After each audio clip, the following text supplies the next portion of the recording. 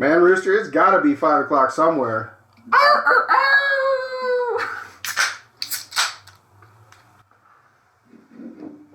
it's like we probably shouldn't expect much from the first couple of times, you know? Not like we really expect from this. Yeah, Welcome exactly, back. Right? Do you know? It's that show. We made it. We are back. We're refilled, back. And we are about to cry in our beers. Yep. Because we have come to you and talked about some crypto and the projects that, or at least one project that we're both involved in. And this market, since we made that video. Yep. It's basically collapsed. I mean, you guys know if you got investments in anything, in the stock market and crypto, and no matter what it is, the whole fucking market is down right now. So I mean, I feel like I should have invested in lube because it is straight to the pooper. I mean, you're just getting it. God. You're just getting it, for real, and it's rough. Right. It's, not even intoxicated enough for half the crap that's happening.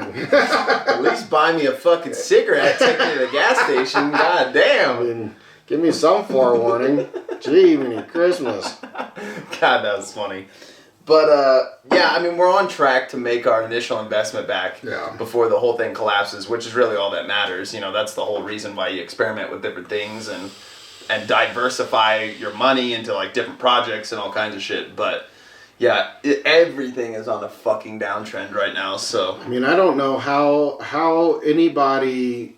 I mean, I do know how people come out and they promote new projects because they always like to say, well, this won't happen, and this won't happen, and this won't happen. You know, and it's really hard in the crypto world to find something that you're really confident in. Yeah. Right? You mean, if you're doing your due diligence at all, you're not one of the first people into the project. Yeah. Right? You're looking at who built it, how's it work, where's it going, what's its application, all this stuff. And by that time, if you do it fast enough, you might be in, I don't know, midway through it. And then there's always those shitheads that go in there and they bomb the whole project because either they're a whale and they come in and they put way too much money in it and they just suck it dry, or they create multiple wallets, or an individual or company creates multiple wallets and robots, and they're doing everything for them, so they're just off, doing whatever, making their shitty little beach videos on how much money you can make in crypto. Right, yeah. Buy my course for $49.99, right. And, you're just getting into the pooper. Right. This isn't Amway. Right? This isn't Tupperware. This isn't... What is Amway? It's like a... I was like, am I too young to know what Amway is? They're still around. It's one of those, like, they're almost like a catalog order company. Okay, like Sears used to be? Kind of. They would sell all kinds of different products. Everything from laundry soap to vacation packages. Yeah. Right? It's kind of like going to a Sam's Club without the storefront. That's basically what it is. And then, you had individual reps that would go out and they would earn so many points and make so much commission and things like that. The market right now is just upside down. Yeah. I mean, it is ridiculous. Yeah. The stock market is going crazy.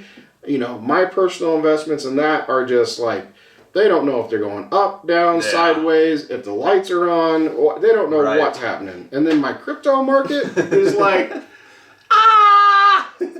when I have to do a P&L report, when I reconcile all my accounts and I look at it at the end of the week and I go, why did I even turn this on? I could have just not seen this for another week and then come back and go, oh, well, I only grew by this percentage. Yeah. Not seeing that. No, I'm being pummeled to death in the market because I think the biggest fear in the market right now is that because the crypto market has this cycle that it goes through, right? Just like the stock market, just like our economy. Right, but the entry level for the crypto market is so low, and I mean that in a monetary way, not into an intellectual way. Yeah. I mean, you can get in with any amount of money, is what you're saying. But the way that it's rolling is that you have this surge of people putting money in, and it's usually towards the end of a bull run where it's, the market's doing really well, everything's green, people are making all kinds of money, and then people start falling in, and then boom, these jackasses come in and they start ripping everything out, and then everything crashes, and then you got people jumping out of buildings and airplanes and freaking everything else because they went in dumping $5, $10, $15, $100, $200,000 into something, and now it's worth $2. Yeah. You know, and it takes time for the market to recoup. And build back up. And I don't want regulation. I don't want regulation in this market. It's not what it was built for. But there has to be some sort of decency. Yeah, right. Because I mean, holy crap! Dude, that's what's fucked. It's criminal. Richie Rich just keeps coming in and fucking everybody so he can make another $1 million. You know. It's like, and you can't blame him. It's like, if you were Richie Rich, you would want to make another $1 million. It's like, you understand, but there's got to be some kind of safeguards to prevent against that. Yeah, there does. And there has to be some sort of ethical side to this. I understand that it's kind of like a wild, wild west. Exactly. It's like the gold rush, you know. And with the United States government coming in and saying they want to regulate it in certain senses, it's like, well, that kind of defeats the whole purpose of what it was. Yeah. But at the same time, that is the only aspect that I can see that would safeguard somebody from losing their entire life savings. Yeah. Now, first off, if you're going to put your whole life savings into it, you probably shouldn't be doing it in the first fucking place. But. No, you really shouldn't. You really shouldn't. You obviously don't listen to that where we are not financial advisors. It is not our job. Do your own research. Part of any video that somebody's promoting. Right. And usually when that comes out, it's usually somebody trying to shill out a program that they're already first in and they're waiting for other money to come in, and the next thing you know, they're out and they're like, oh, I don't know what happened. You know what happened. You know exactly what happened. You put all your money into a volatile as fuck system. But that's why, even if it goes down like it's been going down, I'm just not the type of person, like we've discussed. You put money in that you're willing to lose, and then you don't give a fuck. It's like, if you just wait, the whole market will rebound. If you don't need that money, then it's like, hold on to it, maybe even buy more while it's down, and wait for the whole thing to come back, and you'll have all your money back, you know? I don't understand how people are willing to panic sell and lose thousands of dollars when it's like, you know, it's going to come back around eventually. Well, you would hope. You would hope. There's been some use cases now that have happened. Yeah, I guess. Like Terra, you know. I was going to say, I'm thinking more of like Bitcoin and Stellar and like the really well-founded coins that you know aren't going to go anywhere. It's true to some extent, but I mean, the reality is that our country, the way our government is set up right now, we literally are one stroke away from doing what China does. And them just totally banning all of it. Yeah. And, you know, not that it totally gets rid of it, but the point is that we're supposed to be in a country where we can make our own decisions on what we do, right? And that applies to a lot of different things. Yeah. But in the world of crypto, it's my money, right? And I want it now. And nobody's stopping. You know, they don't have. It's not like they have greeters at freaking casinos as you're walking in. Now, sir, ma'am, you realize you can only gamble what you're willing to lose. Yeah. You can only You can only do this. You know, it's not like you have to sign a waiver at a gas station to buy a scratcher. It's not like you have to sign a waiver when you play you know, the Powerball or you know, any of that crap. Yeah. So but yet they want to tell you that no, you can't invest in something outside of a traditional market. Yeah. Why not? Go fuck yourself. You know, it's upside down. It's like, do you want crack dealers? Or you want people making money in crypto? Right. I mean, like, it's kind of the same. It's kind of the same thing, right? It's like, you know, hey, I'm you know, I need to hustle a little bit. I need to make some money. How am I going to do it? Well, I can get in this, or I can go do this. It's like people do whatever's convenient and easy. Right. I mean, one way you just beat yourself up. The other way, you got a whole neighborhood that's banging on your door because your product's out. I mean, what's going on? For real. But what comes with this whole economic downturn, for me, I'm actually super excited because this is like the time in my life where I'm actually starting to learn about economics and finances and that kind of stuff. And it's like, coming up is going to be the perfect time to invest and buy things for the future. You know, it's like, this is a really good time when everything's down to get into the game and start stacking up your money and figuring out how you're going to invest it, because over the next 10 or 20 years, you know, things are going to fucking... It's always going to be up and down. Exactly. It's always going to be up and down, and it's nothing new. It's always down. It doesn't matter if it's the stock market, it's crypto. I mean, just general economics for a country as a whole, a GDP, ebb and flows. I mean, but down is an opportunity. People don't see it as that. They see it as tragic, you know, where it's like down can be a huge opportunity for you to get in and make money over a long-term period. So yeah, I mean, and when you first got involved in it, I mean, you experienced different ebb and flows in the market. You know, well, I bought it at this point, and then it dropped, and now it's bottomed out, and then I told you just hold on to it, and then you did, and then it came. Not only did it come back, but it came back even stronger. Exactly. You cashed your money out. You let it sit. You waited for another opportunity. You've just been taking those small little bites. Yeah. That's all that these big companies do as well. But the problem is they come in and they have a huge purse. Yeah, yeah. Right? And so their purse actually impacts the market. Right. And it's no different in the stock market. Yeah. I mean, it really isn't. So it's just one of those things. I mean, don't get me wrong, there's a lot of really good developers out there that are working on some really solid projects. You know, when you look at the NFT craze in the market, like it is starting to fizzle. Yeah. Because people were just creating something, putting some weird cause behind it, saying this is what it was going to be, and some wild price tag, and then they rug pull everybody, and then everybody's just shit out of luck. And it doesn't matter what currency it is, doesn't matter what blockchain it is, you're always going to have those actors in there that are going to create this turmoil. The difference is that it's about time that legitimate programmers get into this and build really solid back-end projects. Yeah, systems that benefit in the long run. So the problem with a lot of those projects, though, is just like the stock market. The buy-in for those types of projects is really out of grasp for a lot of people. Yeah. And it's still pretty difficult for somebody to actually move a large chunk of money from the fiat world into the crypto world. Mm-hmm. And taxes right now are still kind of wonky and kind of all over the place. Dude, taxes fucking annoy the shit out of me.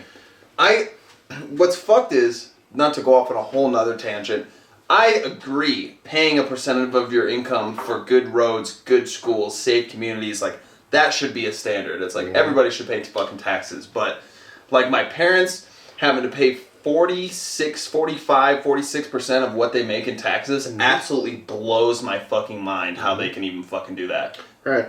Yeah, it's like a reasonable amount in my mind that you could pay for taxes is a quarter of what you make.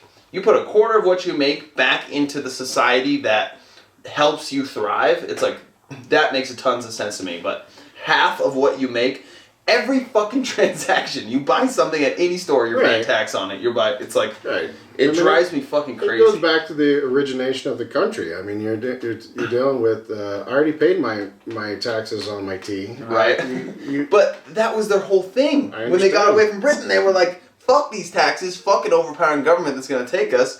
And then when we realized that we would need more money to operate as a larger country, they sold it on the lower class and the middle class, as in, the rich are going to get taxed way more because they make more money, so it's mostly going to come from the rich, right? So they got the middle class and the lower class to sign off on it, and then the rich figured out how to get around it because they're the fucking rich. Yeah, but at the same time, it's the rich that create the jobs, which the jobs create more tax revenue. So as an accumulation of a total as a whole, business owners and billionaires and multimillionaires that create businesses are actually contributing more into society. That's true. Than somebody that, is just, a private owner that mows lawns for a living, right? And they're taxed at a different bracket because their income is set at a certain level.